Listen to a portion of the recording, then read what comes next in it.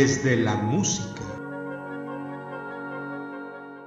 Bienvenidas y bienvenidos. Este programa radial hace parte del curso Seminario de la Cultura Universal. Mi nombre es Leonardo Ruiz, docente adscrito al programa de licenciatura en Educación Artística. Hoy vamos a hablar del nacionalismo musical del siglo XIX.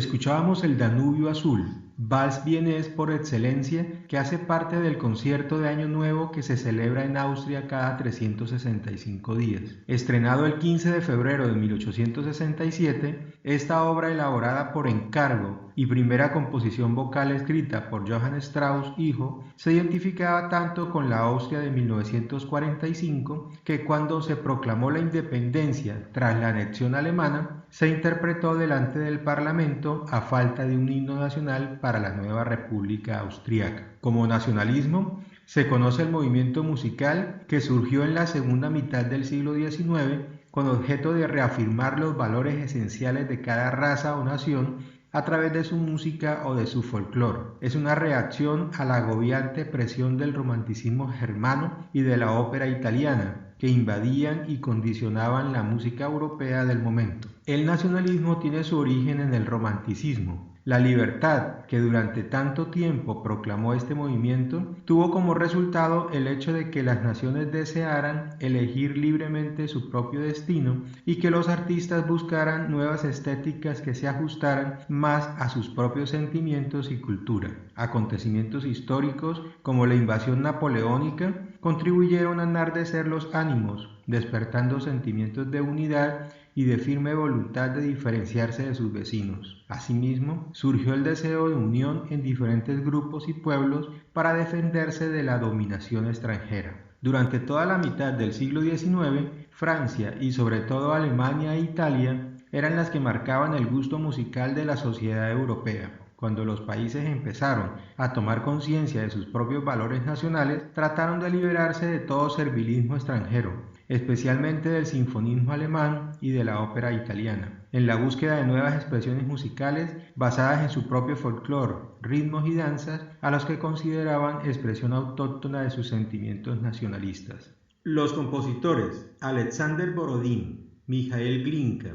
Modesto Mussorgsky, Nikolai Rimsky-Korsakov y Mili Balakirev consolidaron la escuela del nacionalismo musical ruso con el nombre de El Grupo de los Cinco. Siguiendo con el nacionalismo ruso, vamos a escuchar un fragmento de las danzas polovtsianas de la ópera Príncipe Igor de Alexander Borodín.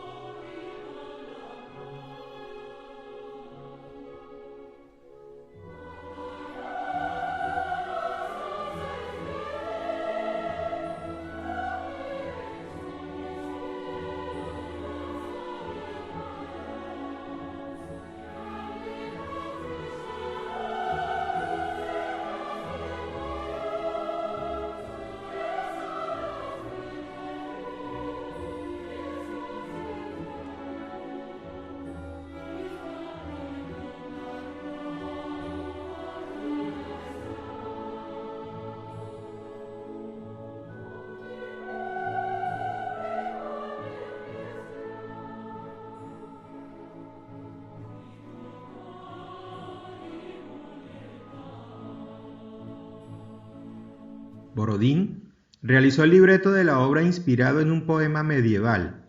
La acción se sitúa en el año 1185 y narra la lucha del príncipe Igor contra los polopsianos, una tribu invasora. Las danzas polopsianas constituyen un brillante momento del acto segundo, cuando, hecho prisionero Igor junto a su hijo, su cancerbero le ofrece la libertad a cambio de una alianza que el príncipe rechaza, lo que despierta la admiración de su enemigo, quien entonces ordena danzas en su honor. Vamos a una pausa institucional.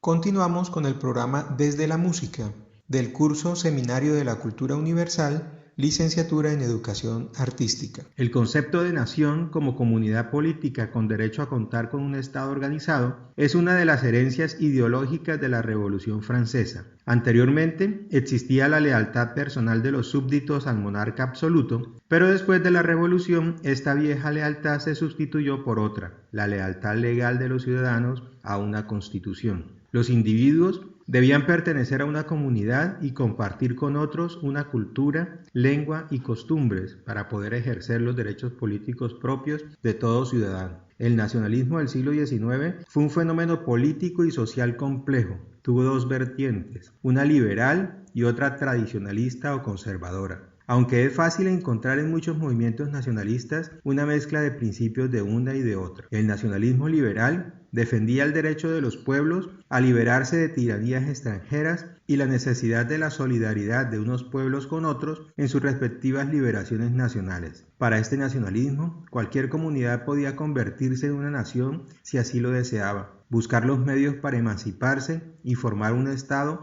o unirse a otro ya existente con el objetivo de crear uno nuevo. Por su parte, el nacionalismo tradicional o conservador consideraba que las naciones no se basaban en la decisión o la voluntad de los pueblos o de los individuos, sino que existían previamente como realidades objetivas ineludibles. Esas naciones tendrían rasgos geográficos, culturales, lingüísticos y hasta étnicos propios diferentes a los de otras naciones. Vamos a escuchar ahora un fragmento de la obertura correspondiente a la ópera Una vida por el zar, de Mijael Glinka.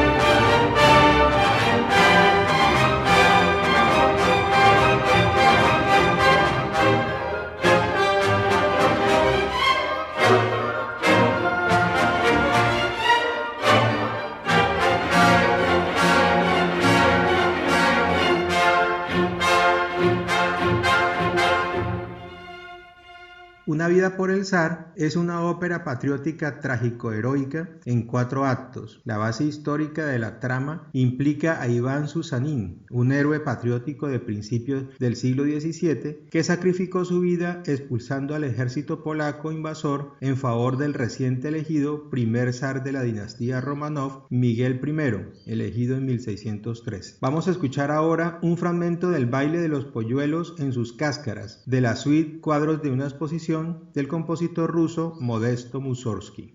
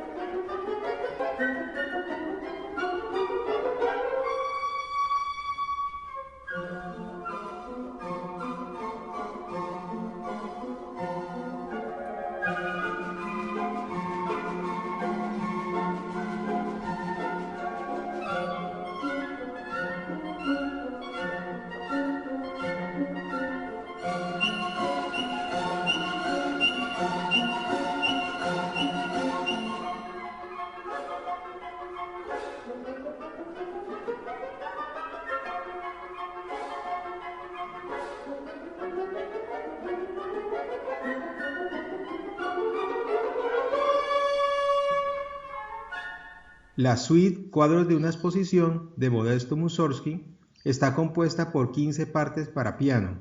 Fue inspirada por la exposición póstuma de 10 pinturas y escritos de su gran amigo, el artista y arquitecto Víctor Alexandrovich Hartmann. Unidos por el arte de lo folclórico y lo tradicional, el pintor y el músico exaltan el nacionalismo del siglo XIX con esta obra orquestada por Maurice Ravel. Vamos a una pausa institucional. Continuamos con el programa Desde la Música, del curso Seminario de la Cultura Universal, Licenciatura en Educación Artística. Vamos a escuchar ahora un fragmento del poema sinfónico Támara, del compositor ruso Mili Balakirev.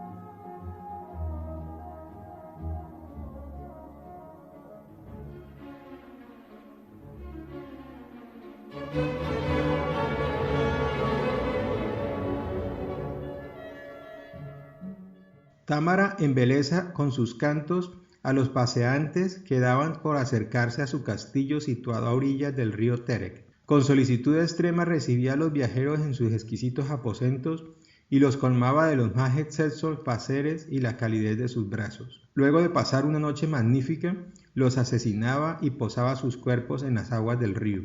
Desde su ventana los veía alejarse con la corriente y les dedicaba las más melancólicas y sentidas melodías. Escuchamos ahora un fragmento del interludio orquestal El vuelo del moscardón del compositor ruso Nikolai Rimsky-Korsakov.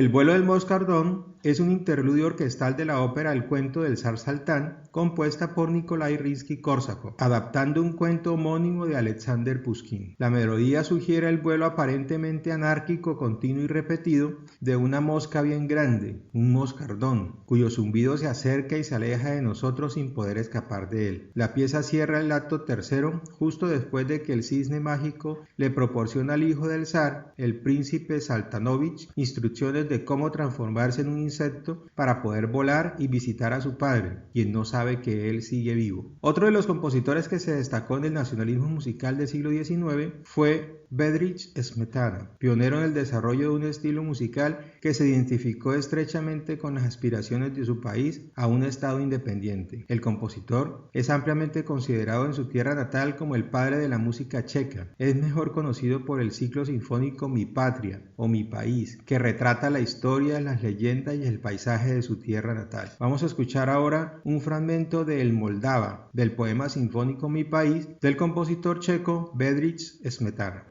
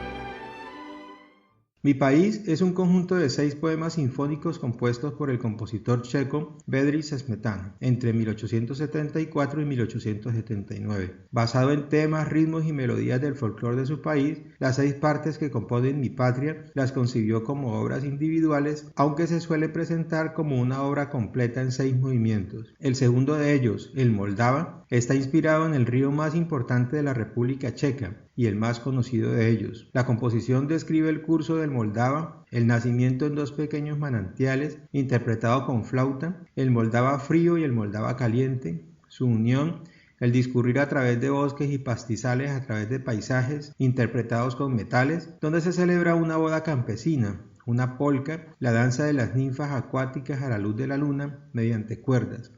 En las cercanías del río se alzan castillos orgullosos, palacios y ruinas. El Moldava se precipita en los rápidos de San Juan y después se ensancha de nuevo y fluye apacible hacia Praga y se desvanece majestuosamente en la distancia, desembocando en el Elba. Vamos a una pausa institucional. Continuamos con el programa Desde la Música, del curso Seminario de la Cultura Universal, Licenciatura en Educación Artística. Escucharemos ahora un fragmento del 4º movimiento Allegro de la Sinfonía del Nuevo Mundo del compositor checo Anton Dvořák.